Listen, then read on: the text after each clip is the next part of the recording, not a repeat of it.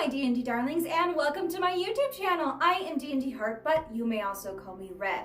Now today we are going to be going over what you need to get started playing Dungeons & Dragons. If you have managed to find your way onto my page, you probably already know what Dungeons & Dragons is, at least a little bit. But just in case, Dungeons & Dragons is a fantasy tabletop role-playing game where you have a DM that creates and describes a fantasy world that's filled with magic and mystery and mayhem, and players create characters such as dwarves, elves, dragonborns, fairies, and go into this world and go on adventures and slay monsters and overall just have a great time. If any of that, it sounds like something you'd be interested in doing, you first need to get yourself a copy of the rules. Now there are many different ways that you can get yourself a copy of the rules, but the best thing I can suggest is the Player's Handbook. The Player's Handbook has everything you need. It has a how to play. It has all the base races, the classes and base subclasses, backgrounds, feats, all your weapons and spells and equipment. It's going to have every single thing that you need to play Dungeons & Dragons in it.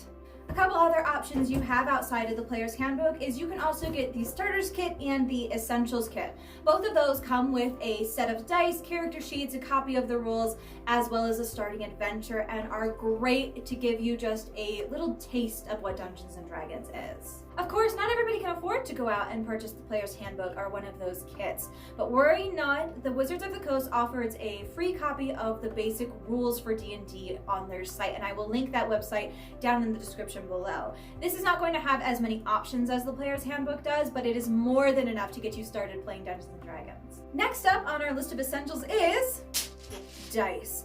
Now, you don't have to be a dice goblin like me and have bags of dice laying around your house. Truly, all you need is a D20, a D12, a D10, a D8, a D6, and a D4. Now, I personally like to have more than one set of dice in case you need to roll with advantage or disadvantage, or you have multiple dice you need to roll for a damage roll, but you really only need the one set. And if you only play Dungeons & Dragons online, honestly, you don't need any dice.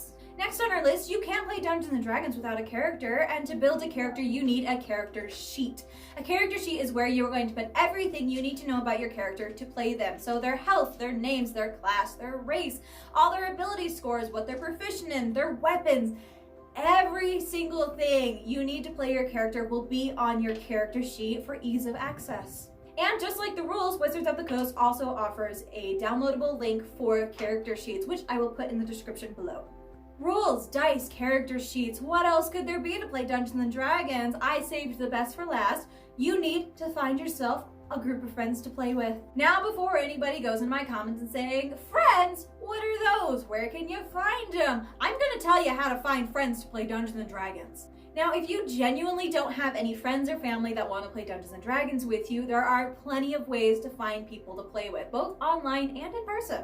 For in-person D&D, the best place I can suggest you go is to your local gaming stores. A lot of times they will have ads for D&D groups, and sometimes they even host the games out of their store. So it is a great, safe place for you to start playing Dungeons & Dragons. You can also post on local Facebook groups and see if there's anybody near you that runs Dungeons & Dragons tables. Or if you're younger, perhaps you could even check out your school and see if there's any after-school groups that do Dungeons & Dragons. For online D&D, there is a lot of options. There are Discord servers, D&D Beyond forums, there's Roll20.net that offers free games open to the public.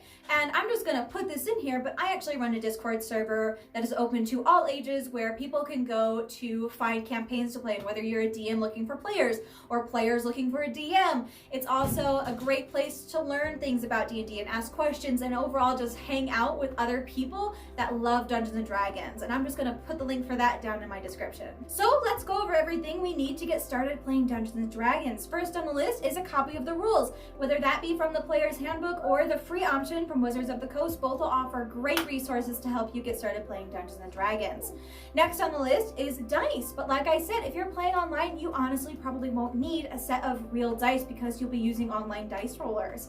Next up is our character sheets, which again, if you're playing online, you actually won't need a character sheet. Everything will be filled out online.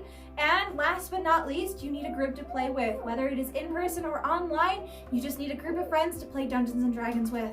I hope this video helped you learn how to get started playing Dungeons and Dragons, and if it did help and you liked it, go ahead and punch that like button like a raging barbarian to help me out. And if you're interested in learning more about how to play Dungeons and Dragons and overall just Dungeons and Dragons material, go ahead and hit that subscribe button because that is what my content is going to be about. And if you would like to be updated every time I make a video, go ahead and ding that notification bell. Thank you so much for watching, and I cannot wait to see you in my next video. Farewell, my D&D darlings.